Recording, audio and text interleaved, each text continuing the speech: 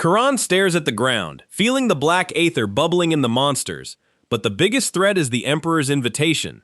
How did a boy become a key player in such a dangerous power game?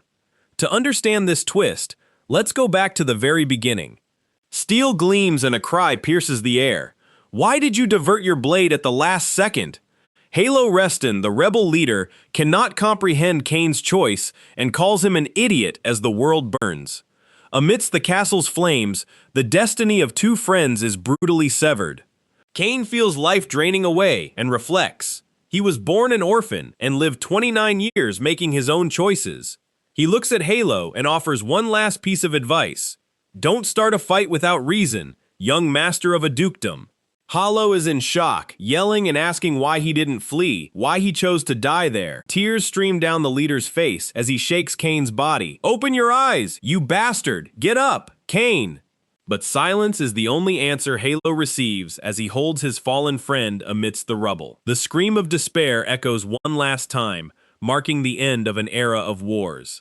Suddenly, the scene shifts to a blue immensity beneath feet, walking upon water. Kane's soul gazes at the infinite horizon, wondering if this place is the void. The thought is inevitable. Is this death, or merely the beginning of something else? He walks naked through the cosmic vastness, leaving behind the weight of armor and blood. Kane mutters that if this is freedom, it doesn't seem like much after all. The image of a weeping Halo still burns in his mind, but he tries to push away that bitter memory. He convinces himself that guy will manage on his own in the world that remains. It's time to enjoy this supposed freedom, but a strange glow appears in the middle of nowhere. Kane stares at the intense light that relentlessly begins to swallow everything around him. Space tears open, and he is pulled by a force he cannot control or comprehend. The flash is blinding, and the sensation of floating vanishes, giving way to something much denser. He opens his eyes, and the sight of a luxurious ceiling is the first thing that comes into focus. A high-pitched sound escapes his throat, a cry he doesn't recognize as his own. A blond man smiles at him and says, "You were born healthy and strong, Caron." The man turns and asks if his father would like to hold the newborn. An imposing old man picks him up and comments that he isn't even crying, that he's a steady boy. Caron goes into shock, recognizing that face. It's Halo, but older, wrinkled, and full of authority. The shock is so great that the baby lets out a loud wail, startling everyone in the luxurious room. A blonde woman worries, thinking the grandfather accidentally made the child cry. The brutal realization dawns. He is reincarnated as the grandson of his former best friend. 10 years pass, and Caron's new life now unfolds in a prosperous and modern city. In the study, a tutor reads about the unwavering loyalty of a past hero who served until the very end. The tutor finishes the history lesson and asks what young Master Caron thinks about it. Caron, bored, returns the question, wanting to know the tutor's own perspective on the matter. The tutor explains that Grand Duke Halo probably only wished to restore his deceased friend's honor. After all, the story that Duke Halo and Lord Kane were friends is known throughout the kingdom. Caron challenges the idea with a sharp gaze, asking if he truly believes this romanticized version. He asserts that his grandfather harbors resentment, and that's why he's transforming his friend's name into something sacred. The tutor breaks into a cold sweat, shocked by the heavy words coming from the mouth of a 10-year-old child. Caron explains that Kane chose death instead of revolution, and Halo simply cannot accept that abandonment. The tutor stutters, processing the idea that the legendary hero might have only wished for silence.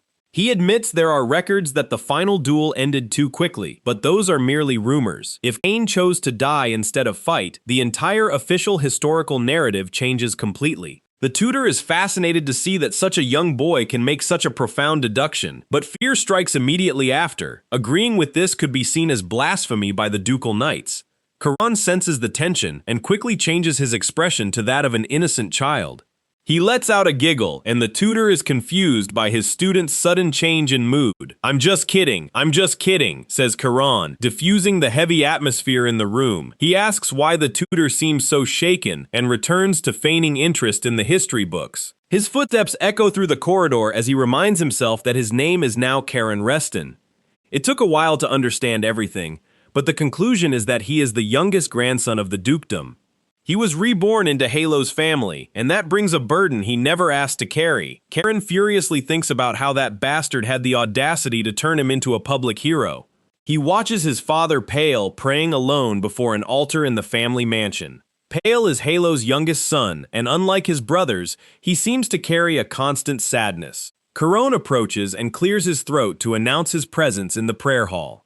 Pale smiles and asks if the lesson is over, while Caron notices he was praying again. The boy asks if his father is still worried about the upcoming awakening ceremony. Pale apologizes, revealing that he never awakened any magic power and fears he passed that burden onto his son. He feels guilty for being the only brother without magic, and for Caron to suffer pressure because of it. Caron places a hand on his father's shoulder and stares at him with a seriousness that doesn't match his age. No matter what they say, you are the best father in the world to me. Pale is speechless, moved by the unexpected affection and the youngest son's maturity. He hugs Caron tightly and replies that he is also the best son anyone could ask for. The tender moment is broken by Pale's enthusiasm, who decides to take the boy to dinner. He asks what the little one wants to eat, and Caron doesn't waste time with his choice. "Of course I want meat," exclaims the boy, returning to act like a normal child. The Reston mansion shines under the sunset, hiding the lineage secrets that Caron already knows. At night, he stares at the ceiling and thinks about the so-called awakening ceremony that everyone takes so seriously. He closes his eyes, and memories of his previous life begin to flood his mind again. Awakening ceremony? He remembers hearing that term a long time ago, in another body. In the memory, Halo said it was just a family ritual, an old and dusty tradition. Young Halo explained that it served to unlock the magical power that is born with a person. Cain laughed at the idea, saying magic seemed like something for those born with a silver spoon in their mouth. He argued that not everyone awakens, and it doesn't guarantee the right to lead the family. Halo said that there was an enormous secret passed down only to the head of the Reston clan. Cain joked, asking if it was a treasure or a spell book that granted wishes. He confessed he'd only be interested if the secret allowed him to live in peace somewhere remote. Halo laughed at his friend's modest dream, and Cain pretended to threaten him with the training sword in his hand. The atmosphere between them was light, a pure friendship that time and war would eventually destroy. Cain looked at the horizon, unaware that fate would bring him back to that very same family. Halo promised that when he became the chief, he would tell the secret especially to Cain. Back in the present, Caron sits on the bed and whispers that his father doesn't need to worry about anything. He concentrates, and a cold blue aura begins to emanate from his entire child's body. "I finished my magical awakening a long time ago," he smiles with absolute confidence. Energy flows through his fingers, proving he is a monster of talent hidden beneath this skin. The scene cuts to a bustling train station, where people shout in admiration. A boy is impressed by the machine's size, and Caron observes the kingdom's advanced technology. Pale proudly explains that much of that technology was made possible thanks to the family's own patronage. A lady praises Pale and says that even without magic, what he does for the finances is something grand. Caron silently agrees, admiring the father, whom the rest of the family insists on despising. He looks at Pale and says he's very proud of him, leaving the man visibly flustered. His father jokes that Caron is embarrassing him, but the sparkle in his eyes shows that the happiness is real. Caron watches his mother and father together and feels that, for now, he has the perfect parents. He knows this peaceful atmosphere is fragile and that the politics of the main family will soon interfere. The train speeds along the tracks, cutting through the mountains towards the Blue Sea Fortress. Through the window, Caron watches the landscape change, feeling that he is returning to the eye of the hurricane. He knows that a reunion with his grandfather Halo is inevitable, and it brings a bitter tension. In the distance, the main Reston family estate appears like an impenetrable and majestic castle. It is a monument to the power and history that Caron helped build in his past life. He focuses his gaze and feels the presence of the man who rules it all with an iron fist. Halo Reston appears in his mind, the figure of a leader who has become a living legend. Caron smirks, thinking about how his grandfather turned him into a historical symbol without his permission. He decides he will be exactly the opposite of what Halo expects from a Reston heir. Pale notices his son's distant gaze, but has no idea of the storm raging within that mind. I'll make all your efforts for naught, Halo, the boy thinks with grim determination. He swears he won't be the hero his grandfather so desperately wants to cleanse his own conscience. The energy in his eyes flashes for a second, revealing the soul of the warrior Cain Lator. Wait for me, Halo, he whispers as the train approaches the fortress gate. The youngest grandson is arriving, and he has no intention whatsoever of following the house rules. The train smoke rises to the heavens, announcing the arrival of Pale's entourage to the main territory. Heinrich, the head butler, greets everyone with a formal and impeccable bow upon disembarking. Pale greets the old acquaintance and asks if he has been well under the Duke's grace. Caron notices the presence of elite knights and recognizes the armor of the Wave Knights. He realizes the soldiers are sensing his mana and is impressed by their keen perception. It's only a matter of time until rumors of his power reach the elders' ears. Heinrich begins to guide the family through the palace, while the knights observe the boy with curiosity. Pale needs to go greet the elders and asks Caron to wait in a luxurious reception room. The boy enters the hall and is astonished. Even a waiting room there is larger than many houses. With nothing to do, he regrets not having asked to go straight to the palace library. A mocking voice emerges from behind him, calling him a bookworm and confirming the rumors. It's a young man with orange hair who sneers, "Since your chances of awakening are low, better focus on books." The brat continues the insult, saying he must want to earn money like commoners, just like his father. Caron slowly turns, and the shadow he casts on the floor seems to grow terrifyingly. The other boy tries to maintain his composure and says he'll use a bit of magic to give a preview of his power. Suddenly, the air freezes, and Caron unleashes an overwhelming pressure that makes the boy recoil in panic. "When did you awaken? My father never said you had power," the redhead stammers, trembling. Caron smiles in a way that would make a demon sweat cold and declares they have a problem there. He calmly walks toward his cousin, who is now paralyzed by absolute fear. "I'll take on this role, so can you step aside, brother?" A purple shadow with glowing eyes appears behind Caron, as if destiny itself were present. The redhead boy falls onto his backside, unable to comprehend how a child could be so wicked. In another room, the leaders comment that Caron has already awakened, and the captains have confirmed the news. Raphael Reston, the second master, gets irritated and demands to know what Pale is plotting by hiding this.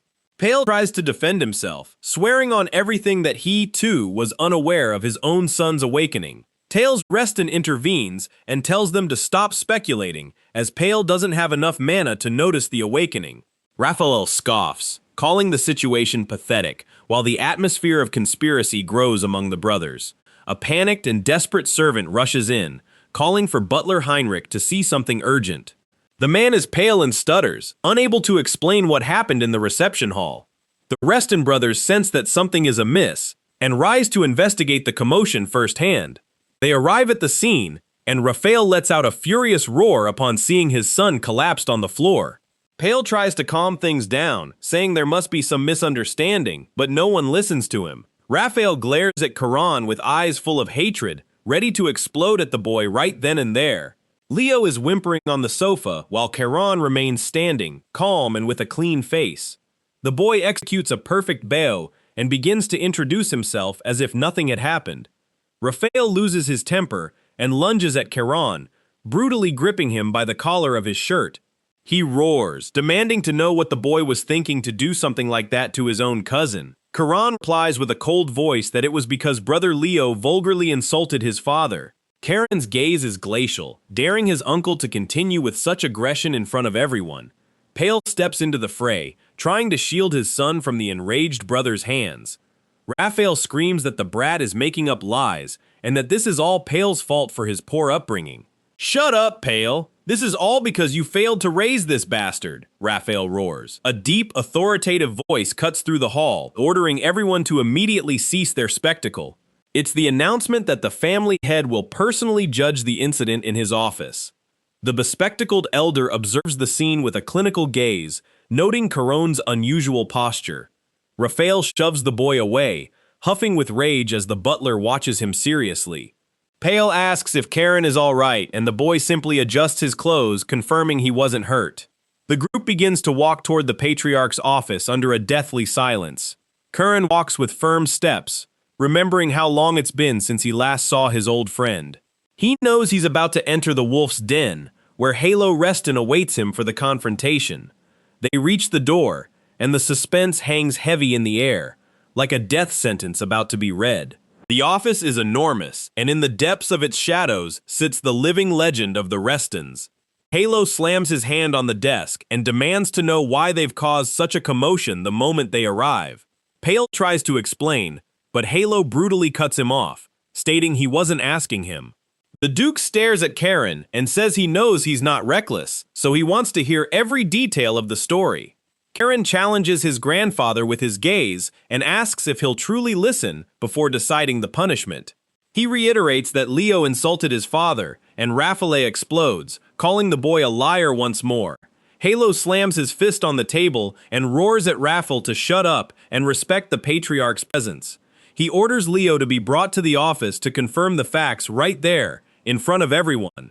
The Duke leans forward and says that this incident isn't the only thing he wants to ask about. Caron anticipates the strike and reveals he awakened his magic 3 years ago, leaving everyone dumbfounded. Halo is shocked, pondering how a 7-year-old child awakened mana on their own and kept it hidden. The boy explains he only realized it was magic after reading books and decided it would be his secret. Halo asks the reason for such mystery, trying to read what's going on in his grandson's head. Caron gives a mischievous smile and says having a secret is fun, especially when the knights don't notice. The Duke asks if that's truly all, and Caron lets out a cute, innocent chuckle. The door opens, and young Master Leo enters the office, visibly shaken and bandaged. Leo's face is covered in bandages, which only further enrages Caron's uncles. Halo asks if it's true he insulted Uncle Pale, and the boy begins to tremble and break into a cold sweat. Leo starts to cry, feigning victimhood, but Caron knows the game of manipulation has only just begun. Leo trembles before the patriarch, realizing his victim's mask has fallen, while Caron watches everything with an icy gaze. The boy tries to retreat, but the pressure in the room is unbearable, and cold sweat streams down his bandaged face. Is what Caron said true, Leo? Halo's voice slices through the air like a sharp blade. Yes. It's true, the boy confesses, collapsing under the weight of his grandfather's authority, while the guards watch in silence. Halo sighs and brings a hand to his forehead, processing the unnecessary chaos his grandsons caused at such a critical moment. For now, as the ceremony is tomorrow, I will postpone the punishment for both of you until everything is over, the patriarch decrees. He dismisses everyone with a dry gesture, ordering them to rest for what is to come the next morning. Later, Heinrich comments to the Lord that he sensed very interesting aspects in young Master Caron's behavior. Halo agrees, fascinated by the fact that the boy awakened his power alone 3 years ago and kept it all secret. He realizes Caron is not only strong but was testing the knight's level, almost as if criticizing the protection given to his father Pale. Heinrich suggests the master might be overthinking, but Halo knows that child operates on a completely different level than the others. He swirls his drink, knowing that all answers about his grandson's potential will come with the dawn. After all, simply awakening magic doesn't say everything. True character is revealed under extreme trial. Caron's fate will be sealed tomorrow, when he faces the ritual that separates prodigies from failures. Night falls over the fortress, but the tension prevents anyone there from truly closing their eyes. The wind howls between the stone towers, carrying the weight of a lineage that demands perfection from its heirs. Caron observes the moon, preparing his mind for the theater he will have to perform before the entire gathered clan. The sound of swaying trees seems like a whispered warning for what is about to unfold at the sacred altar. The group advances through the forest under the moonlight, a silent procession of hooded figures guarding the family's traditions. Caron notices the presence of the Reston family elders, figures who rarely appear but wield true power. Even retired from active service, the boy senses that each of them possesses terrifying skill and a thirst for blood. He identifies Tails and his daughter Leon, as well as Raphael and the crybaby Leo, all present to witness the event. For the entire family to be making such a fuss, Caron concludes that this ritual is far more important than he ever imagined. They arrive at a clearing where an ancient structure awaits, emanating an ancestral energy that makes the very air vibrate. Caron fixes his eyes on the center of the platform, where a mystical object glows with a mesmerizing, bluish light. Is that the Oath Stone? He asks mentally, recognizing the artifact that defines the destiny of every clan member. Now, let the awakening ceremony begin, the elder announces, and absolute silence falls upon the clearing. He explains that by passing through the rift opened by the stone, a new world will unfold before those who dare to enter. This world revealed by the Oath Stone is a projection of each individual's soul and destiny. The trial only ends when the candidate uses the weapon obtained in that world to destroy the very reality created by the stone itself. Yes, grandfather, Caron replies with a polite bow, concealing the monstrous confidence he harbors within. Halo stares at him intensely, trying to decipher if there's fear in the child's eyes, but finds only a supernatural calm. Very well then, says the patriarch, activating the mechanism and causing magical energy to explode around the altar. The ground trembles, and a deafening sound echoes through the forest as space itself begins to violently distort. Sparks of mana leap from the stone, and the rift tears open, revealing a portal to an unknown and perilous dimension. Blinding white light momentarily incapacitates those present, as reality itself rips open to allow passage for the young master. Pale watches his son with clenched fists, his heart heavy with worry over what Caron will encounter within. "What are you doing? Are you afraid?" asks one of the relatives upon seeing Pale's momentary hesitation. The father touches his son's shoulder, asking if he is truly prepared to proceed with this perilous ritual. "I'm fine, father. I'll be back soon," Caron says with a reassuring smile before walking towards the luminous abyss. He walks with firm steps, his silhouette being swallowed by the overflowing blue energy of the dimensional portal. This will be easy, the boy thinks, for he is no ordinary child, but a warrior reborn. Since destroying things has always been my job, he steps into the portal without looking back even once. "Conquer your fear, Caron," his father's cry echoes as he vanishes into the closing magical rift. "Conquer my fear?" Caron repeats the phrase, finding it ironic that anyone would think he still knows the meaning of that word. Outside, men watch the portal pulsate, waiting to see how long the boy will endure the mental shock. Suddenly, Caron's vision shifts, and he smells smoke and blood permeating the air around him. He opens his eyes and lets out a gasp of shock, recognizing the nightmare scenario that is formed before him. "This place is," he whispers, feeling the weight of memories that should have remained buried in his past life. He stands amidst a devastated battlefield, where flames consume what remains of a grand fortress. Bodies of fallen soldiers are scattered across the ground, a carpet of the dead that Caron knew all too well. Why the hell? Rage begins to bubble in his chest as he walks among the smoldering ruins. "Are you showing me memories of this place?" He screams into the void, furious at the Oath Stone's manipulation. He asks if the goal is to make him feel guilt by showing him his dead comrades who were once innocent. Before him rise the grand staircases of the main palace, the blood-stained path leading directly to the forbidden throne. "Your world is cruel and desolate, O son of the Azure Wolves." A deep, somber voice echoes through the ruins. Caron spins around abruptly and sees an imposing figure emerging from the shadows, emanating an oppressive bloodlust. "Are you a demon?" he questions, recognizing the malevolent aura that corrupts everything it touches in that place. "It's been a while," replies the entity, acting as if it has known Caron's soul for eons of suffering. The boy looks at the throne and sees something resting there, the prize the Emperor protected by forging a demonic pact. The voice greets him as one blessed by the North Sea, welcoming him in the name of the Azure clan itself. "That is your weapon, my beloved sword Ruin, the demonic blade the Emperor granted me." The voice reveals the treasure. Caron hesitates upon hearing he must infuse his mana into it, knowing that demonic weapons often devour the user's soul. The voice explains that the malevolent thoughts that once inhabited the blade were already extinguished by his grandfather in the past. What he sees now is merely a distorted form. He needs to awaken the sword's true essence to triumph. Only you can awaken it. "Is it truly all right to touch it?" Caron asks, feeling the internal conflict tearing at his mind.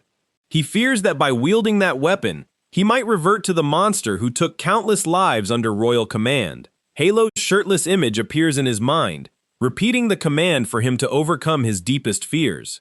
Caron realizes this is the true nature of the test, to confront the past in order to conquer the future. He notes that Halo is being strangely kind by offering this opportunity for redemption through power. The heir of Azure Clarity must prove that his will is stronger than any trauma or ancient curse. In that case, Caron extends his hand with determination, no longer running from the very history that pursues him. He seizes the sword's hilt, and an explosion of light blue energy consumes the entire flaming scenery around him. His eyes gleam with the light of Azure Clarity, a pure force that begins to purify the corruption of the demonic blade. Caron's aura violently expands, forcing the stone's distorted reality to bow before his will. He feels power surging through his legs and arms, a sense of connection he never experienced, not even in his past life. The sword begins to change form in his hands, the black metal enveloped by blue flames of pure mana. The mysterious voice says it doesn't know why the sword found him in that form, but that destiny is inevitable. Caron's face illuminates with the energy, revealing an expression of power no child should possess. The blade now gleams with ancient runes, revealing its true origin as the weapon of progenitor Rael. It's revealed that his grandfather's sword is also a progenitor weapon, but this one possesses a very different nature. The power it carries is opposite to the family's traditional power, something that demands a constant mana sacrifice. Caron lets out a grunt of pain as the sword begins to violently drain his mana, etching itself into his flesh. "What is this?" he shouts, feeling as if his energy channels are being torn apart and remade. The mana within the sword flows into his body, making his internal circulation far more intense and destructive. He realizes the effect of that energy is incredible, boosting his combat potential to astronomical levels in seconds. "What is the true name of this sword?" Caron asks, feeling that the weapon is now a part of his very being. The image of the demon and the sword merge, displaying the history of blood and conquests the blade has carried. "Sword, guillotine! That is the true name of this blade," the entity reveals as the power stabilizes in the air. "The executioner's sword, guillotine," Caron repeats, feeling the weight of life and death authority in his hands. The voice says the sword perfectly aligns with his destiny, resembling the profound darkness of the ocean. Caron asks if the speaker is the Azure Dragon, the legendary family guardian protecting the Reston lineage. The entity replies that he doesn't yet possess the skills to handle its true name, challenging him to grow. If he one day dominates the sea with his own power, he can find her again in the depths of the North Sea. "How do I get out of here?" Caron questions, already sensing his stay in that world of visions has ended. The voice replies that he already knows the answer. Simply use the weapon to destroy the illusion surrounding him. "Excellent! I've always wanted to try this." Caron grins wildly and assumes a deadly attack stance. He unleashes a devastating horizontal strike, tearing the fabric of that reality with a shockwave of blue mana. The nightmare world shatters like glass, revealing again the portal that will take him back to his relatives. At the royal altar, silence is tense as Halo and Pale watch the rift pulse irregularly and dangerously. "Don't worry so much, Pale," Halo says, trying to calm his son who is visibly in a panic over his grandson. The patriarch admits it's painful to see a son tread an unknown path fraught with such dangers, but he emphasizes that this is precisely why Pale needs to maintain composure and trust in the strength of Reston blood. Suddenly, a crack echoes throughout the clearing, and someone shouts that the Oathstone is suffering damage. "Grandpa! The Oathstone is breaking!" The desperate cry makes all the elders stand up immediately. "What?" Halo's eyes widen as he sees deep cracks appearing on the artifact that should be indestructible. Magical energy begins to leak uncontrollably, creating gales that force those present to cover their eyes tightly. Panic spreads as the leaders try to understand what could cause such destruction to a sacred object. Amidst the chaos, the tip of a bluish blade pierces the stone's central crack, emitting a dazzling glow. "I really came back, didn't I?" Caron's voice emerges from the ensuing explosion of light. The boy appears in the center of the platform, holding the guillotine with one hand while brushing dust from his clothes. The elders look in shock at where the oath stone should have been, seeing only useless debris on the ground. Caron tilts his head, observing the expressions of pure terror and disbelief etched on the faces of his powerful relatives. Someone whispers, incredulous, that the oath stone was completely destroyed by the power of that 10-year-old child. Caron, what on earth have you done? Breaking the oath stone is impossible, one of the uncles shouts, terrified. The boy merely smiles and calmly greets his grandfather, acting as if he hadn't just destroyed the clan's heritage. Halo stands paralyzed, his gaze fixed on the weapon Caron carries with such terrifying ease and naturalness. He recognizes the guillotine, the legendary beheading sword of ancestor Cael Reston, which should have been erased from history. Why has this weapon, kept only in oral legends for family heads, now appeared in the hands of a boy? The patriarch murmurs Caron's name, sensing that the time of the prophesied alliance is finally approaching for everyone. "Are you not afraid of this sword?" he asks, his voice faltering slightly for the first time in decades of leadership. "No!" Caron responds firmly, staring into his grandfather's eyes without flinching for even a millisecond. "I see," Halo says, and a smile of pure satisfaction and pride begins to spread across his age-hardened face. He recalls ancient legends of the Blue Dragon and the promise of a truly worthy heir. The clan had waited for centuries for someone who could fulfill the original pact made with the gods and monsters of war. Caron, holding the guillotine, seems to be the living embodiment of that prophecy many thought was just a foolish story. "I, Halo Reston," he begins to proclaim with a voice that reverberates through the entire forest like thunder. He declares that Caron is a legitimate member of the Azure Sea Fortress and the successor chosen by destiny and the sword. His cousins and uncles watch with envy and hatred, unable to believe that this brat has been granted the right to inherit the Spirit Sea style. Pale rushes to his son, asking if he's hurt, but Caron assures him he is perfectly fine and ready to fight. Raphael bites his lips, thinking he knew all the family's weapons, but had never heard of that terrifying sword. He shivers just from looking at the guillotine's icy gleam, feeling a pressure that crushes his own ego. His uncle mentally swears that he will not allow the succession to be decided solely because of an unpredictable child like Caron. Halo ends the ceremony and orders a return to the fortress, making it clear that the political game within the clan has just changed. Raphael asks Tails if he will just stand by and watch this absurd rise of a secondary branch member. Tails replies that they will need to talk in private very soon to decide how to deal with this new threat. Halo's second son questions if his elder brother knew of the existence of that sword called guillotine before today.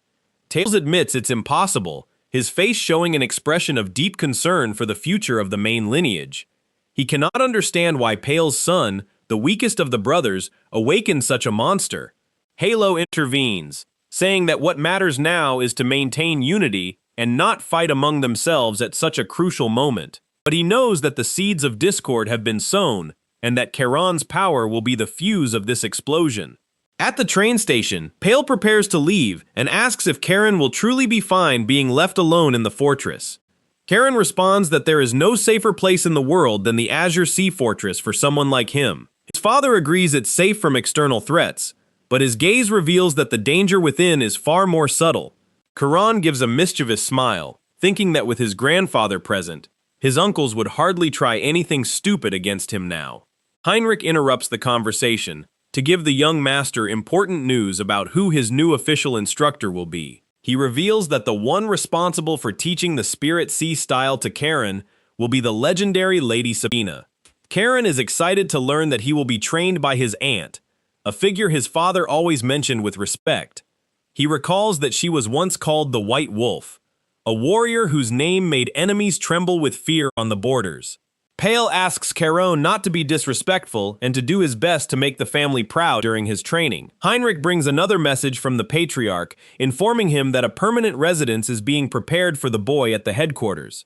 Caron is surprised by the VIP treatment he is receiving from his grandfather, realizing that his value has drastically increased for the clan. He thanks Heinrich, feeling that he now has a solid foundation to begin his true ascent to the top of the world. The boy bids farewell to his father and the entourage, watching the train depart as he prepares for the challenges of his new home. "Take care, Caron. Call me if you need anything," Pale shouts from the window of the already departing train. The steam vehicle cuts across the plains, taking Caron's family back, while he remains behind like a lone wolf. Heinrich guides the boy up the fortress stairs, a path surrounded by guards who now observe him with newfound respect. "I can't keep Great Aunt waiting," Caron says, quickening his pace so as not to appear a sloppy disciple. The butler pauses for a second and says he needs to offer vital advice before they enter the cultivation chamber. Caron listens carefully, knowing that the rules of etiquette in the main house can be more dangerous than a battlefield. Lady Sabina hates being called grandma above all else. "Avoid that term at all costs," Heinrich warns seriously. "I'll keep that in mind. Thanks for the warning," Caron replies, finding humor in his aunt's vanity despite her advanced age. They arrive at the gates of the Azure Forest Cultivation Chamber, a sacred place where only direct descendants can enter. Heinrich mentions that young Master Leo is also inside, at his father's special request to accompany the training. Caron feels that Leo will be a fun punching bag during his aunt's classes, and his eyes gleam with malice. He enters the chamber without hesitation, leaving Heinrich and the guards behind as he crosses the mystical threshold of the room. The butler watches the door close, knowing that the fortress routine will become much livelier from that exact moment. He cleans his monocle and smiles to himself, foreseeing the storms of power that this boy is about to unleash there. Caron walks down the corridor and feels an overwhelming magical pressure coming from the main room, something that would make anyone retreat. "Even from outside, I can feel immense magical power," he thinks, recognizing the white wolf's strength. "Why are you standing outside instead of coming in?" the female voice echoes, making Caron jump in surprise at the authority. The boy opens the door and formally introduces himself as Pale's son, maintaining the facade of a polite and respectful child. However, he is shocked when he looks up and sees the figure sitting on the wooden throne in the center of the room. "What's wrong? Are you surprised I don't look like what you expected?" The woman asks with a provocative smile. Sabina is there, but she doesn't look like an old woman. She has the appearance of a young woman at the peak of her beauty and vigor. She comments on how time flies, acting affectionately as she recalls her nephew Pale while gazing at the new heir. Caron wonders if she rebuilt her own body with pure magic, a legendary level technique that few masters can dominate. "Stop standing there with that foolish look. Sit down in the lotus position at once," Sabina orders sharply. She points to Leo's side, who is already sitting there, trembling with fear as he sees his personal nightmare just walked into the room. Caron cracks a smirk and stares at his cousin, exuding a false camaraderie that chills the blood of anyone watching. "Looks like we'll be seeing each other often now, brother." "Let's get along," he drawls, while Leo merely trembles, unable to hide his terror. Sabina watches the scene from her throne and cannot ignore the curiosity this boy awakens. "I never thought I'd hear the title White Wolf from someone as young as you," she comments, challenging Caron with her gaze. He doesn't flinch and quickly invents an excuse, saying he read about it in history books, which only heightens his aunt's interest. "You truly are an interesting boy, exactly as my elder brother said," Sabina confesses, letting an enigmatic smile escape. Caron seizes the opportunity and questions what exactly his grandfather, Patriarch Halo, has been saying about him. The image of old Halo arises in her mind, recalling the words of warning and admiration he professed about his grandson. "He's a boy you'll truly come to like." That's what the patriarch guaranteed his sister. Sabina now understands the weight of those words and the reason for such high expectations on a child's shoulders. "He is someone who must navigate a vast ocean," Halo had said. "Help him so that he may, one day, rule the sea." Caron's destiny seems already etched by those who wield power, and Sabina has been chosen to be his guide.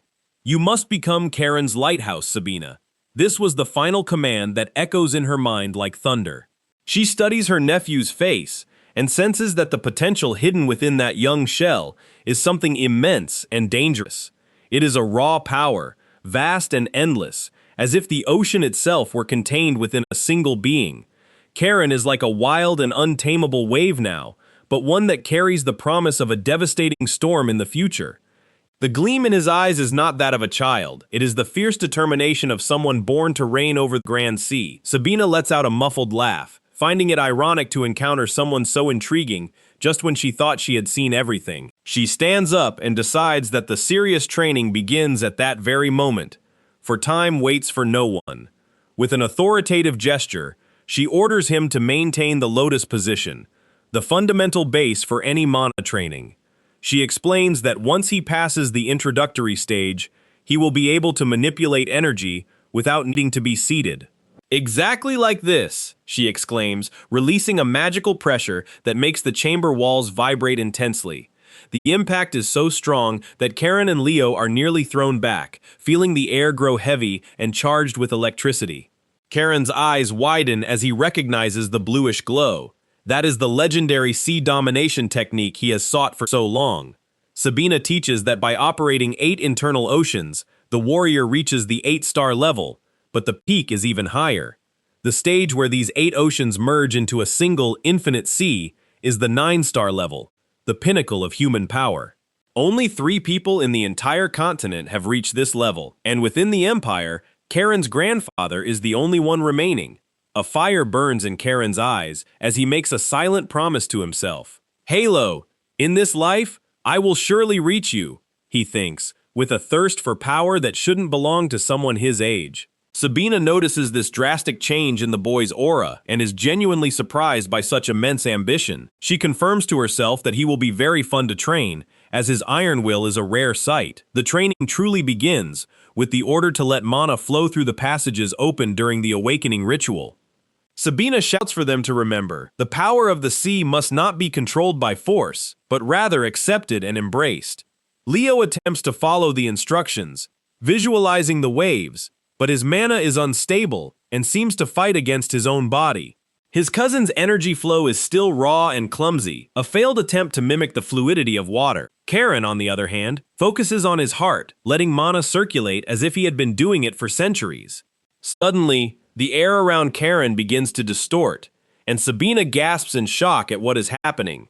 Is this the mana of a boy who just awakened? She wonders, unable to believe the purity of that energy. She compares Caron to Leo, who has been training for 2 years and can barely glimpse the 2-star level. In contrast, Caron is carving his mana pathways alone, without anyone ever teaching him the way. But the internal pressure is terrible. Caron feels as if his muscles and bones are being torn from the inside out. He abruptly stops the training on his own, and Sabina watches him carefully, trying to read his reaction.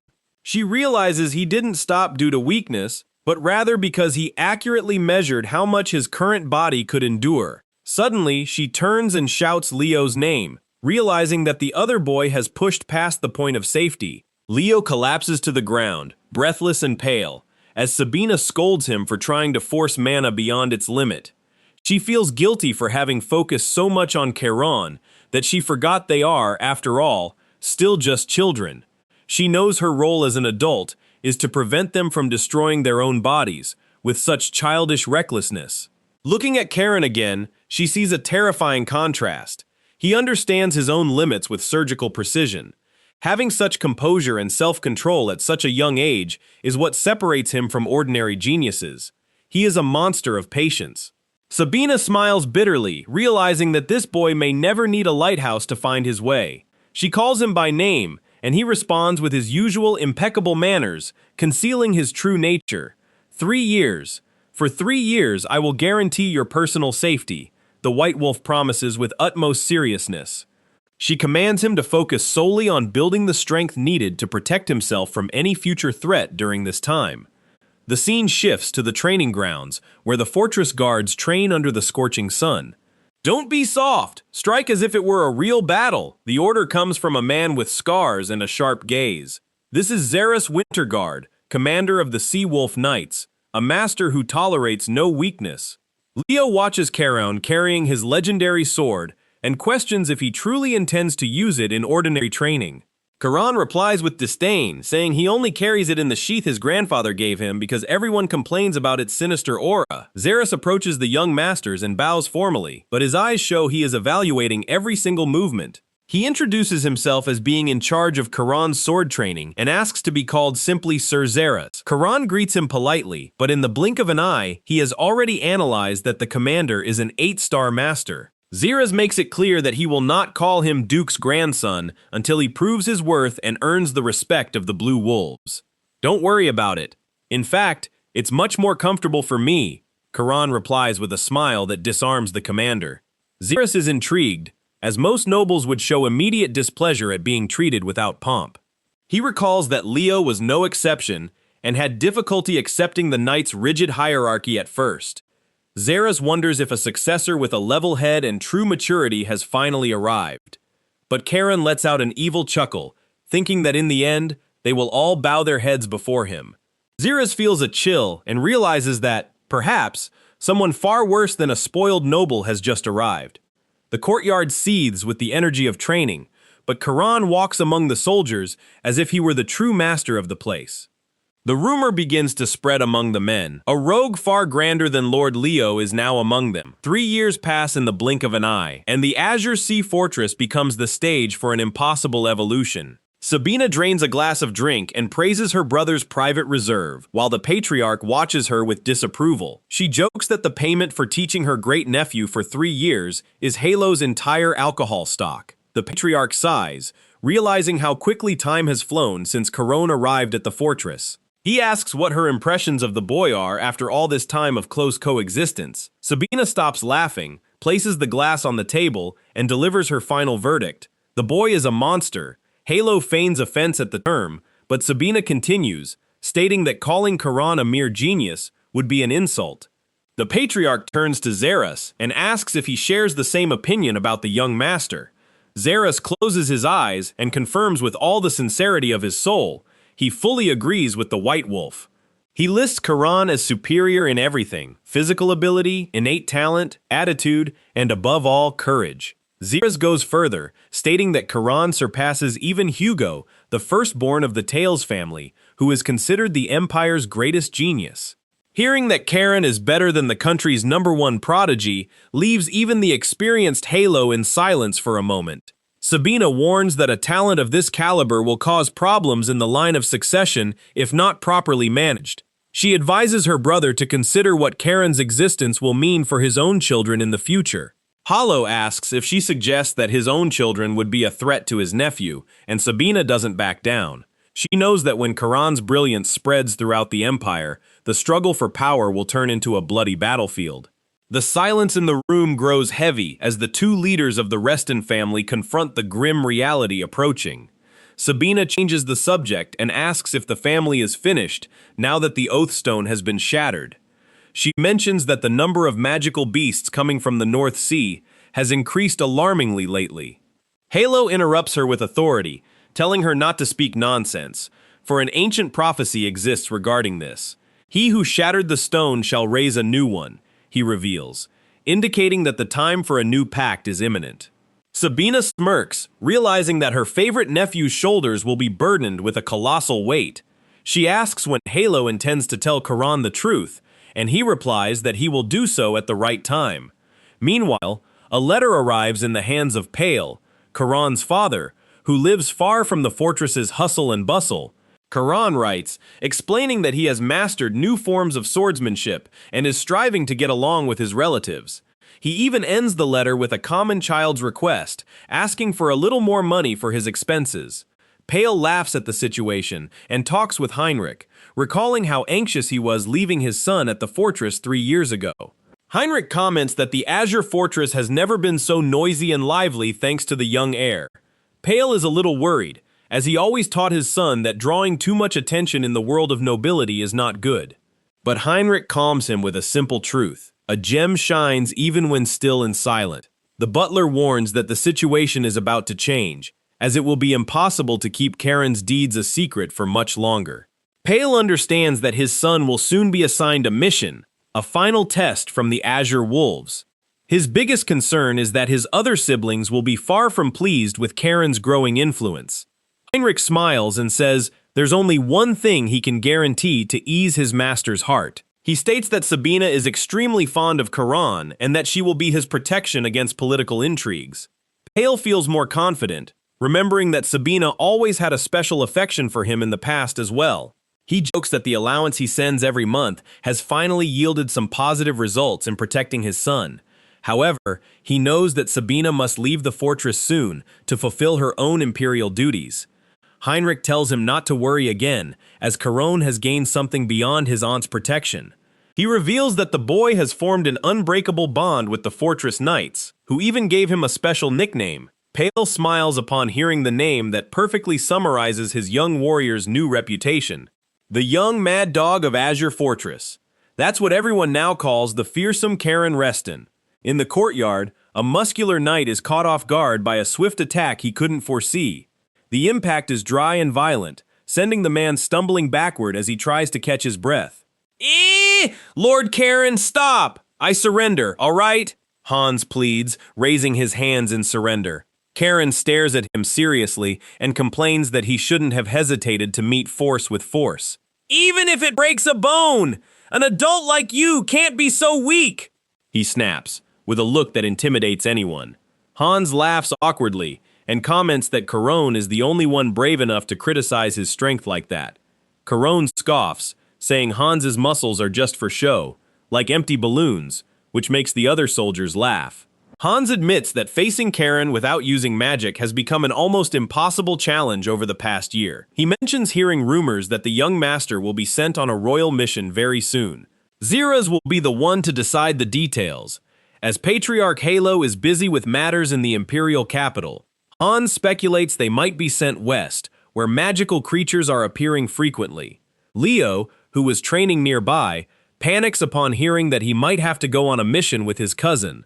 He tries to stay focused on his own duel, but the idea of leaving the safety of the fortress leaves him trembling. Back in Pale's office, he reveals to Heinrich that the reason for his visit wasn't just his son's letter. He hands over a mysterious package and asks the butler to analyze its contents with extreme caution. The package was intercepted in a merchant's wagon coming directly from the barony of Bellus. Heinrich opens the bag, and his expression instantly shifts to one of pure horror and concern. Pale confirms that it is cocaine, a dangerous narcotic that is starting to circulate through the family's lands. The butler understands the gravity. He needs to investigate the origin of this drug before it destroys the region from within. Meanwhile, in the dead of night, a steam train cuts through the darkness, bringing new visitors and dangers. Someone disembarks on the platform, observing the distant lights with eyes that seek something specific. "So this place is Azure Forest?" asks the mysterious man, feeling the cold northern air. Caron, acting in the shadows as always, sneaks through the fortress carrying a stolen bottle of liquor. He finds it amusing to tamper with Xerxes' private collection and taste what the knights try to hide from him. "Just because I'm in a child's body doesn't mean I've forgotten the taste of a good drink," he laughs to himself. Suddenly, he sees two unknown figures talking to one of the guards and decides to investigate up close. A man in a blue suit insists the matter is urgent, but the guard explains that Duke Reston is in the capital. Caron appears out of nowhere, startling the guard, who immediately bows upon seeing the young master. The visitor identifies himself as Baron Rohan of House Bellus, and Caron notices he looks exhausted and desperate. Rohan is surprised to see Caron, remembering that he is the prince's son who was removed from the line of succession years ago. The guard tries to take the Baron to Commander Xerxes, but Caron decides he will hear what the man has to say himself. He argues that if a noble has come personally and in secret, it is appropriate for another noble to receive him first. The guard reluctantly agrees, while Baron Rohan wonders if that boy with a bottle in his hand is trustworthy. Caron gestures for them to follow, displaying a political authority no one would expect from his age. The Baron walks in silence, shocked to see that in the Reston family, even children seem to be allowed to drink. Once inside a private room, Caron asks the Baron to summarize the entire situation without hiding any details. The main problem is a group of bandits who have settled in the mountains east of the barony of Bellus. Rohan explains that since their arrival, drugs have been circulating and people are being kidnapped for slavery. The barony is poor and doesn't possess an army strong enough to expel the criminals on its own. Rohan's father attempted a desperate attack but ended up wounded and is now bedridden, with no chance of fighting. Caron slams his fist on the table, startling the Baron with the sudden intensity of his hatred for the bandits. "Scoundrels of this type deserve to be torn apart and killed," he declares, his voice emanating pure murderous intent. But something doesn't add up in the story, and Caron questions how common bandits manage to defeat a regular army. Rohan confesses that they suspect these are, in fact, elite deserters from the Southern Kingdom, which is at war. Caron understands the situation. The Imperial Army is focused on the south, leaving the north unprotected and vulnerable to this kind of scum. He realizes that the political chaos generated by the fall of the evil emperor has opened massive holes in the country's public order. Caron tries to lighten the heavy mood and offers some of the stolen drink to the Baron, who awkwardly accepts. Rohan thanks them for the hospitality, but still feels uncomfortable drinking with a child in the middle of the night. Caron asks for secrecy about the drink, revealing with a smile that it came directly from Xerxes' secret collection. The Baron almost chokes upon hearing the commander's name and immediately apologizes for his lack of courtesy. Xerxes enters the room at that moment, observing the scene with a mix of exhaustion and irritation that Caron is involved. Baron Rohan implores the Hayrang Knights to intervene and save his people from total destruction. Caron, I've told you that alcohol isn't good for someone your age, Xerxes scolds, confiscating the bottle from the boy. He apologizes to the Baron for the embarrassing scene, trying to maintain his composure in the face of the unfolding crisis.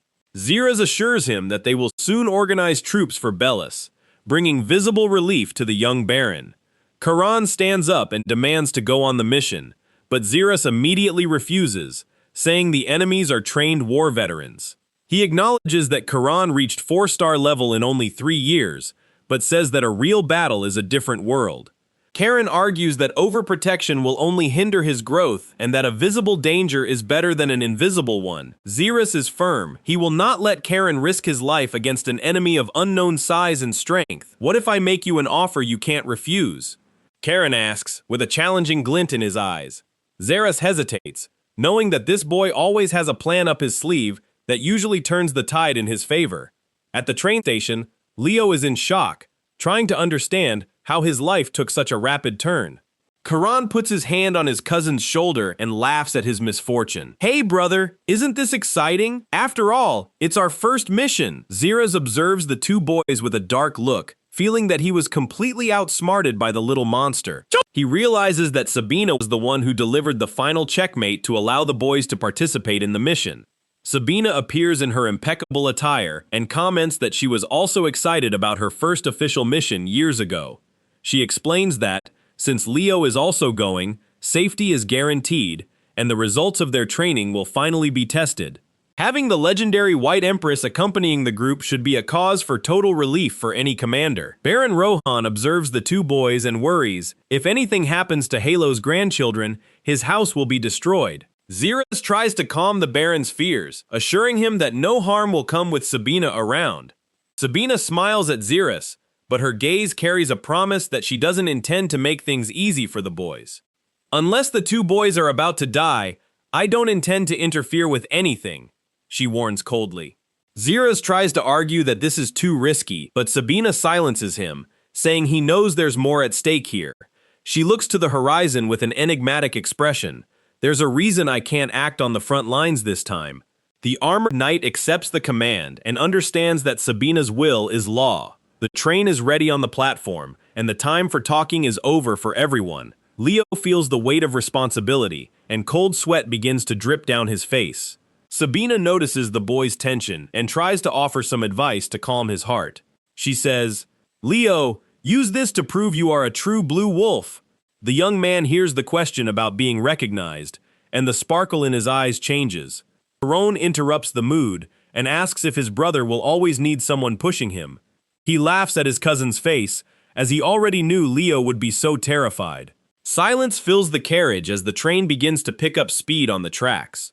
The journey continues its course, but Leo's mind is still far from reality. The castle falls behind, and the landscape changes as they advance north. The train's gears echo the urgency of a mission that no one knows how it ends. Someone whispers that they never imagined this moment would come so quickly for the children. The document on the table is clear. Information about this operation is now strictly confidential. Sabina explains that her presence must remain secret so as not to spook the bandits in the area. She stares at the man in front of her and asks if he also wants to keep it a secret. The knight hesitates, seeing that the mission's safety depends solely on two small children. While one sleeps without a single worry, the other looks like he's about to pass out from fear. Caron looks at Leo, wondering if his cousin can come up with anything useful. A memory of Leo's mother flashes, questioning how he could be friends with Caron. She yells that Caron isn't a friend, but the rival who humiliated him before. The red-haired woman loses her patience and demands that her son show some willpower. Leo lowers his head and firmly replies that Caron was never his true rival. He explains that it takes geniuses years to level up, but Caron shattered all records. Caron is my life's goal, but we will never be rivals on the same level. He makes it clear that this isn't an inferiority complex, but rather the reality. Caron's existence is what drives Leo to strive not to fall behind. His mother sighs, realizing her son had changed more than she imagined. Leo now looks to the future with a vision no one in the family can comprehend. Back in the present, Sabina asks if Leo is still battling his nervousness. He admits it, and Sabina understands it's normal for a first field mission. But she soon asks the fatal question, will you be able to kill someone today? Caron observes with disdain, knowing Leo thinks too much instead of just acting fast. Sabina comforts the young man, saying she knows how much he's trained over the past 3 years. After all, it was she who honed Leo's talent with her own master hands. Leo replies respectfully, and the White Wolf smiles at being called master. She decides that during this mission, they will officially be master and disciple to make everything easier. Suddenly, she stands up and announces she's getting off the train before they arrive. Sabina leaps out the window with an elegance that leaves everyone present in shock. She assures them she'll be watching closely, so no one needs to worry about the boys. The impact of the wind and the train's speed make the men scream in terror. They rush to the window, trying to understand how she simply jumped into thin air. The shocked expressions on their faces show that all Restons are insane. The train roars through the snow as they wonder what will happen at the next stop. Baron Rohan coughs heavily, revealing his health hangs by a thread. He apologizes for receiving the young wolves while seated, but Caron understands his situation. The old man mentions he met Caron's father 10 years ago and notes the resemblance. Caron asks to be treated naturally, as he dislikes the exaggerated formalities of nobility. The Baron smiles and agrees to call the boy merely young lord to keep the peace. He comments on Caron reaching the 4th star so early and then looks at Leo. The Baron chuckles, noting how much the main family trusts the potential of these two boys. Leo feels the pressure of the old man's gaze and knows he cannot fail here. The noble hesitates to give such a dangerous task to youths with a brilliant future. Caron replies that failure would dishonor the name of the Blue Wolves and he won't allow it. He asks his brother if they are ready, and Leo confirms they will fulfill the mission. The Baron coughs again, and his son approaches, concerned about his health. Caron decides it's time to depart and leaves the old man to rest and regain his strength. The guide is already waiting at the exit, and the group begins to walk through the icy snow. Leo approaches Caron and whispers something that puts him on high alert. Caron scoffs, asking if his cousin is already tired after walking for such a short time. Leo questions if they can truly trust this guide the Baron arranged. You finally started using your brain, brother, Caron says with a smirk. He reveals that the guide is likely part of the bandit group they are hunting. Caron recalls the conversation he had with the Baron's son right after they arrived. Plan was to use a traitor from within the domain to find the main base. Leo is indignant that Caron didn't tell him this from the beginning of their journey. Caron justifies that Leo was too nervous and would only hinder the plan if he knew. They realize that the guide is the key to being led directly into the Viper's nest. The two become the perfect bait to attract criminals seeking ransom from nobles. Caron realizes the enemy is finally ready to bite the hook and smiles. Suddenly, the group is surrounded by armed men emerging from behind the trees. The bandit leader pays the traitor Sven and thanks him for bringing the little aristocrats. The bald mercenary warns that these boys don't look like they'll surrender without a fight. Caron observes the gang with a gaze that would chill anyone present to the bone. Vermins like you don't even deserve to breathe the same air as I do. He moves like lightning, and his first strike violently cuts through the air. Caron warns that spreading drugs in his father's lands was their last mistake. The barony of Bellus trembles as the battle erupts in the middle of the forest. Baron Rohan continues coughing and asks if the young men will be all right out there alone. His son offers water and tries to remain calm despite the imminent danger of the mission.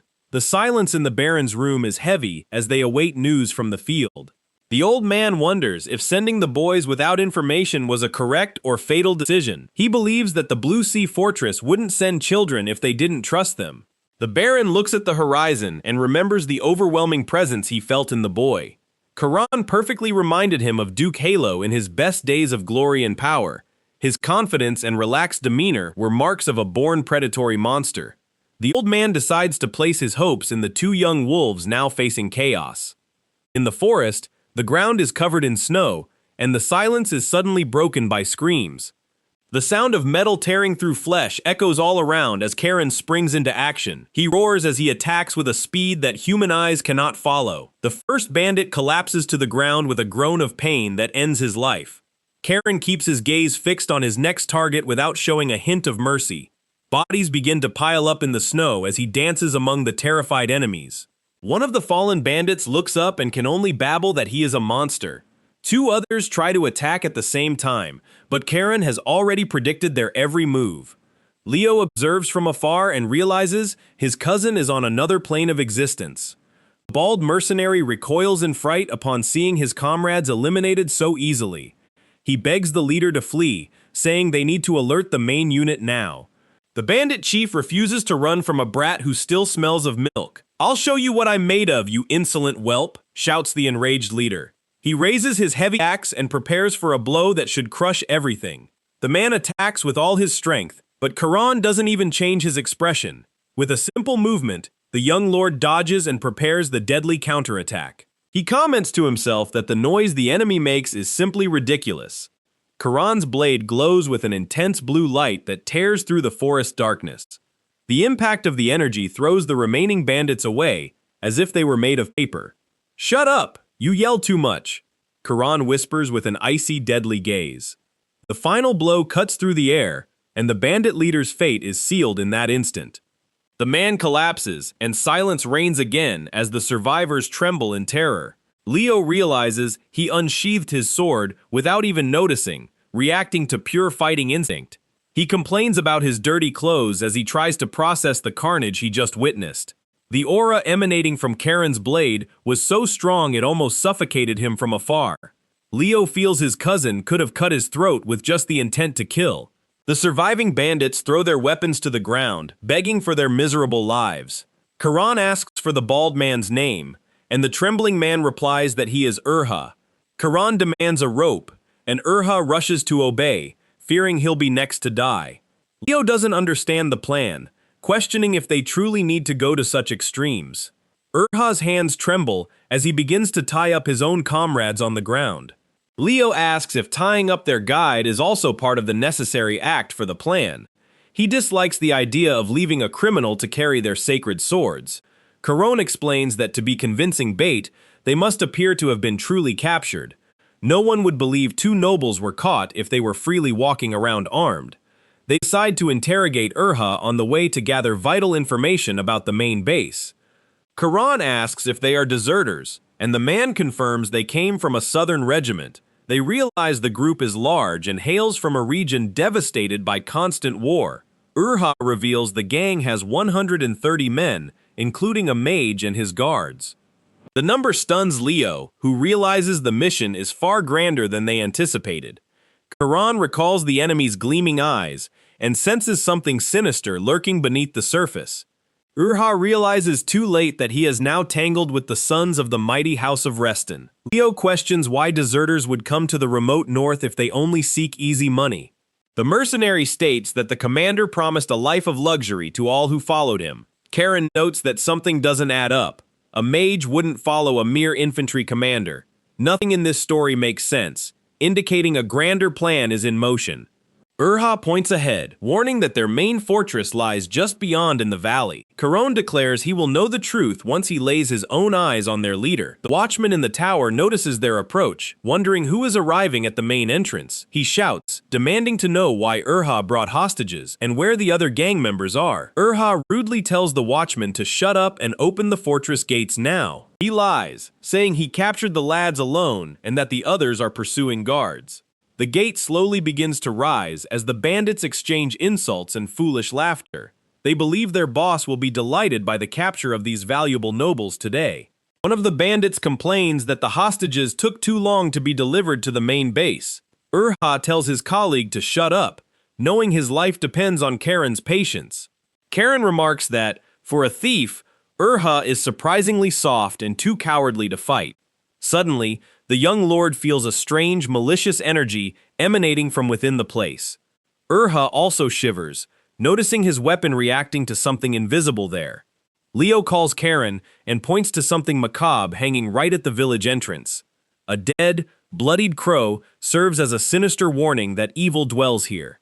Leo is horrified by the sight of the sacrifice, realizing things have become gravely serious now.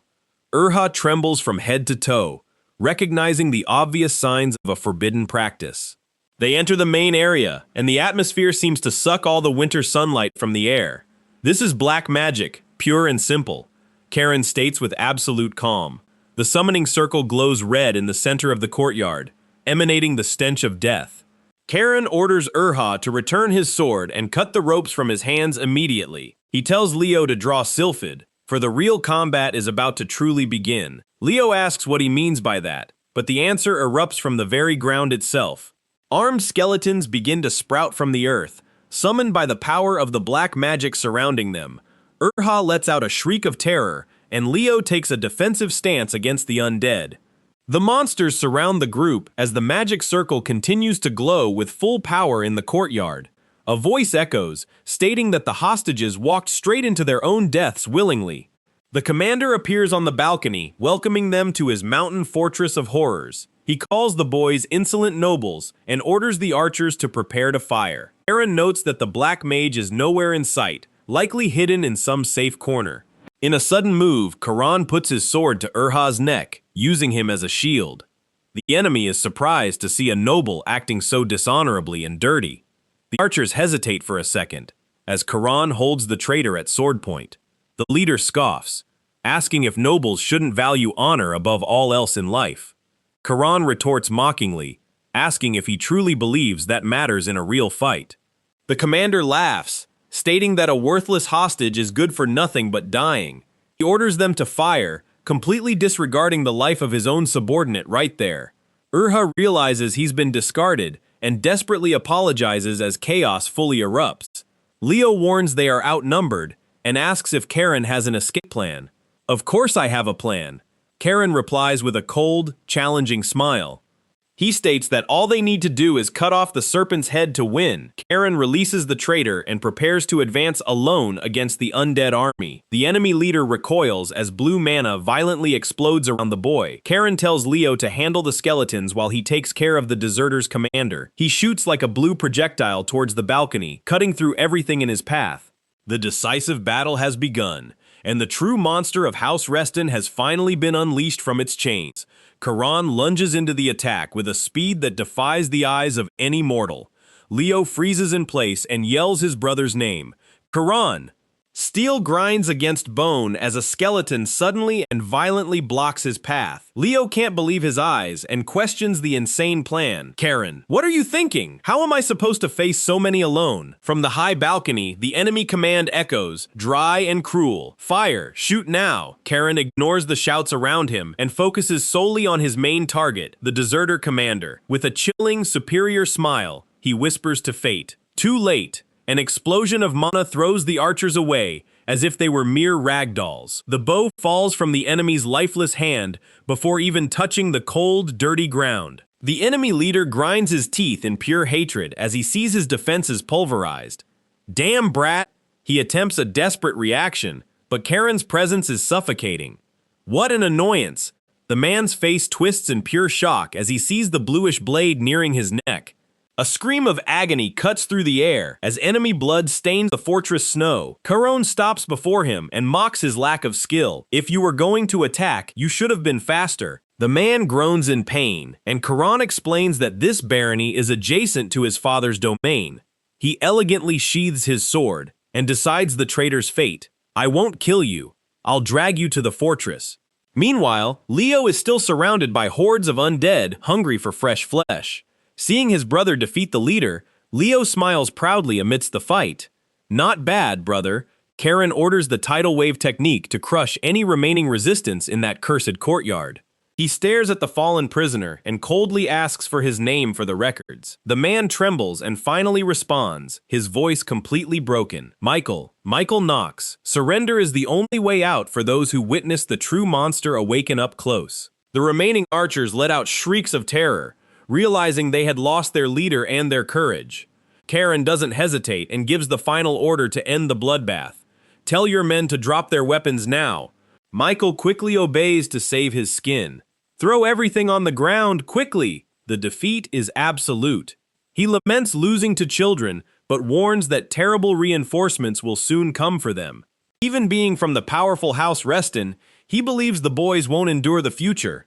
Caron merely observes with disdain, noting that the enemy still clings to useless, empty hopes. Leo asks if he's counting on the black mages who have already been wiped off the map.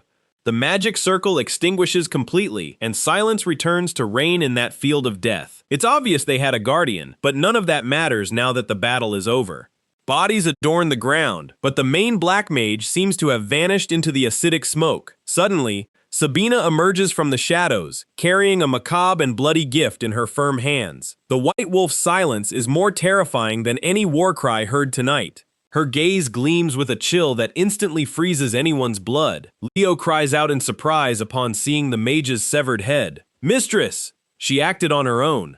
She throws the evidence to the ground and declares the mission a failure for having lost vital evidence. Sabina admits the method was daring, acting exactly like Caron's older brother. She harshly questions why he used a hostage, a dirty tactic for a Reston noble. Caron replies that he wanted to attack their blind spot, and Sabina eventually agrees with his logic. She lets out a short, genuine laugh. Caron, I've never seen anyone like you. What a lunatic. Michael Knox observes the boys and wonders if they are truly nobles or merely demons. Caron decides it's time to return to Lord Bellus's castle to claim his reward. Leo readily accepts the orders. Yes, mistress! While the surviving prisoners are finally bound. Michael Knox murmurs in horror that those boys from House Reston are completely insane and dangerous. In the distance, cries of rescue echo as torches illuminate the dark cells of the civilian prisoners. Isabel rushes into her father's arms in an emotional reunion amidst the wreckage. The man weeps, begging for forgiveness for failing to protect her from that terrible, dark nightmare. The bald mercenary watches the scene in complete silence, feeling the overwhelming weight of his choices. Someone asks if he feels guilty now that he's seen the victims' faces. He lowers his head and admits that things could have been quite different for him. Caron warns that being thrown into a common prison would be too light a fate for such betrayal. The mercenary panics upon learning his final destination will be the Blue Sea Fortress. Sabina asks if it's truly safe to leave the bald man unbound during the long journey. Caron explains that he will be Michael's official carrier, as Michael is too injured to walk. He gives the bandit a final warning, but don't let your guard down for a single second. Understood? One of the villagers timidly approaches and asks about the bald mercenary's punitive future. Leo replies that he is technically still a criminal and must be punished with full rigor. The young woman intervenes and reveals that the bald man secretly brought medicine and food to the sick. They beg for mercy, and Sabina looks to Caron, awaiting a final decision about the man. Caron decides to consider clemency, as the traitor helped locate the main hideout of the deserters. The mercenary throws himself to the ground, vowing to serve Caron with eternal loyalty for the rest of his life. Sabina smirks, reinforcing her warning to Caron never to fully trust anyone of this ilk. Suddenly, a mystical glow catches Leo's attention in a dark corner of the warehouse. Caron slowly approaches to see what caused such surprise on his brother's face. Leo points to a half-open barrel and asks Caron to check the hidden treasure within. The two boys are paralyzed before a discovery worth an incalculable fortune to the kingdom. The blue glow reflects in Caron's eyes, who recognizes the strategic value of that raw stone. It's a high-quality magic stone, something that could fund entire armies if used wisely. The populace celebrates the bandits' downfall as guards drag the deserters into the cold. Leo already starts dreaming big. Caron, the young baron, is going to throw a feast for us, right? Caron ignores his brother, focused on how that secret mine will change the political game in the region. He realizes the bandits were there for the mine, something the baron himself was completely unaware of. The profit from such an operation would be colossal for whoever held control and security. Leo notices the ambitious glint in Caron's eyes. "What are you plotting now, Caron?" Sabina interrupts their thoughts, announcing that the young Baron of Bellus is arriving for the thanks. The Baron orders all prisoners to be locked in the deepest dungeon of the local castle. Caron intervenes and states that he will take Michael Knox and the bald mercenary into his direct custody. The Baron tries to negotiate with Sabina, but she coldly ignores him, delegating everything to her students. He invites the boys to the banquet, but Caron wants to discuss serious business right now. The topic is payment for the mission to exterminate the bandits plaguing the Bellus region. The Baron admits he has no resources and requests a humiliating postponement of his debt to the fortress. Caron asks why he thinks such powerful bandits chose that particular poor village. He calls the place an insignificant village, making the Baron swallow hard, suppressing pure rage. Caron reveals the magic stone and bluntly throws the truth in the local noble's face. The Baron is in total shock upon discovering the existence of a precious mine within his territory. With the situation under control, Caron launches a proposal the Baron dare not refuse. He proposes the immediate, no-waiting joint development of the mine with the Blue Sea Fortress. The condition is clear. The fortress provides the capital and knights for security. The Baron realizes that accepting House Reston as a partner is his only way to survive. He wonders how a mere child can dominate such a large-scale negotiation with such ease. Caron explains that the Hayrang Knights would bring stability and permanent defense to the lands of Bellus. The Baron finally concedes and asks what percentage of the profit House Reston demands. Caron throws the final decision to his father, claiming to be merely a student with no commercial authority. The strategic agreement is sealed, and the Baron promises to send the official documents as soon as possible. On the way back, Leo is still processing everything that happened during that night of chaos. He asks why Sabina predicted complications if the combat seemed to be under absolute control. Sabina stops and observes the moon, knowing that dark mages are merely the tip of the iceberg. She points to the prisoner and states that this man was no ordinary individual in the hierarchy. Caron questions what made that mage so special in the eyes of the legendary White Wolf.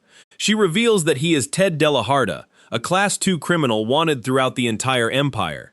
The mage was acting with deserters from the south, indicating a conspiracy far greater than mere banditry. Sabina criticizes the boys for focusing on foot soldiers while the real target was almost escaping. Because of this failure in priority, she formally declares the mission an instructive failure. Leo feels the weight of the criticism, but Sabina calls out to him before he succumbs to despair. He responds promptly, "Yes, mistress," fearing what would come next in the conversation. However, Sabina's severe gaze softens, revealing a flicker of hidden approval for his effort. She orders him to have more confidence in his abilities, for his potential is real. The Blue Sea Fortress emerges on the horizon, imposing and impregnable under the cold moonlight. The guards fervently announce the return of the Lord, who was on a diplomatic trip to the capital. The butler receives him and asks if anything unusual occurred during his stay with the Emperor. The Duke learns that Caron and Leo are now returning victorious from the Bellus barony. A desperate messenger interrupts the conversation, bringing news that changes the entire tone of the night. He delivers a letter with the golden seal of the imperial palace directly into the Duke's hands. The Lord finds the sudden dispatch strange, as the Emperor had been absolutely silent during his visit. Upon breaking the seal, Duke Reston's face transforms into a mask of pure tension. Meanwhile, the train roars along the frozen tracks, bringing the young knights back home. The Duke reads the words in a low voice. The Emperor personally invited Caron to the imperial capital. Caron observes his reflection in the glass, unaware that the sovereign's eyes are already upon him. The metallic sound of the wheels echoes like a warning that the days of peace have ended. The bald mercenary looks at the gigantic fortress towers and realizes the magnitude of his mistake. Michael Knox warns that the dungeon will be his new home for a very long time. The deserter leader tries to convince him to flee as soon as the gates open, but the plan fails. The bald man violently strikes Michael and tells the traitor to shut up at once. He has already made his decision and prefers the punishment of House Reston over his cowardice. Caron's uncle appears to welcome them and comments on the restless aura Caron always carries. He embraces his nephew with genuine joy, informing him that the Duke already awaits his presence. Sabina comments that Caron's exploits in Bellus are already causing a political stir in the castle. Leo bows with all the noble etiquette required before an elder of his lineage. The uncle praises Leo for distinguishing himself on the battlefield, validating the young knight's growth. Leo stammers with pride and shyness, happy to finally be recognized for his true wartime accomplishments. The group is led to the inner chambers so they can rid themselves of the road dust. Sabina takes the opportunity to inquire about the growing instability on the borders and within the current empire itself. Duke Reston reveals that the great families are uniting under the command of Duke Salmon. Sabina's gaze sharpens like a razor as she perceives the imminent threat of war. Negotiations with the Emperor have failed miserably, and the Duke has cancelled all future official engagements. Their attempt to withdraw from central politics has failed, and now the Empire demands the Reston's attention. They conclude that peace is merely an illusion, about to be shattered by steel. Caron's agreement in Bellus provided the family with the perfect excuse to move troops without suspicion. Sabina smiles victoriously, impressed by Caron's ability to forge opportunities amidst combat. Leo's father accepts the praise by proxy, though he knows the ingenuity came entirely from his nephew. Instructor Zeres emerges from the shadows and congratulates the youths on the brought-in heads of the deserters. He confirms that news of the deserter gang's crushing defeat is already circulating everywhere. Zeres takes command of the prisoners, assuring he will extract every secret Michael Knox harbors. He notices the bald mercenary carrying the prisoner and finds the man's presence strange. Caron replies dryly that he is merely an informant who should be handled with a certain lightness. Caron's plan is clear: to transform the useful deserter into his own loyal personal servant. Zeres interrupts their rest, reminding them that the mission only ends once the official report is written. The document is crucial to record the development of each knight who participated in that night's battle. He emphasizes that learning comes from the cold analysis of every blow struck on the battlefield. Leo tries to evade the bureaucratic duty, suggesting Caron write the report alone since he's better at it. Caron returns the provocation, saying he's fought enough and his brother should take on the paperwork now. He plants the seed of ambition. Uncle will read everything, Leo. This is your chance to shine. Caron suggests Leo highlight his own heroic deeds to gain favor with the family patriarch. The tactic works, and Leo accepts the writing challenge, seeing it as a golden political opportunity. Zeres orders Hans to take the captives to the deepest and most secure cells of the immense fortress. He tosses the bag with the mage's head to Ceres, who nearly drops the trophy. Zeres decides the boys should sign the report so that the full credit goes to them before everyone. Leo wishes his brother good luck, as Caron withdraws with firm steps toward his own destiny. Caron reveals he's heading straight to the Aether training hall now that he has mastered the 4th star. Zeres watches the boy go to train without rest and wonders what kind of monster he is creating. Later, in the dead of night, the Duke convenes an emergency meeting with his inner circle. He expresses concern about the monsters appearing with abnormal frequency in the vicinity of the Blue Castle. Heinrich receives orders to summon the captain of the Knights for an urgent and secret field analysis. An item recovered from the plains is brought in a box reinforced with energy containment runes. The object is a leather fragment from a beast recently hunted in the western firmament plains. It looks ordinary, but the aura emanating from that piece of hide is dense and profoundly corrupted now. Zeres analyzes the energy and realizes it doesn't belong to any natural creature of this known continent. The Duke drops the bombshell. It's the Tyrant Emperor's black ether, and dread settles in the room. There are only 2 explanations. Either a residue of his will remains, or the worst has truly happened. The terrible conclusion is that the Tyrant Emperor might be alive and operating in the world's shadows. The Duke states that this explains the unusual political turmoil that is destroying the Empire's peace. He reveals the official summons. Caron must depart for the imperial capital by direct order from the throne. The Lord will not allow his son to go unprotected into that viper's nest of palace intrigue. He promises to consult Caron before anything else, respecting the will of the family's young prodigy. If the boy refuses the emperor's summons, the duke is willing to face the political consequences. Some question the danger, but the Lord reminds them that, to the world, Caron is just a child.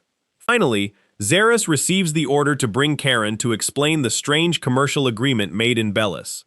Caron, son of Duke Reston, now confronts the emperor himself. The kingdom's fate hangs by a thread, with the threat of dark aether looming over all. But what does the emperor truly want? Want to unravel the capital's secrets and what awaits Caron? Comment below for part 2.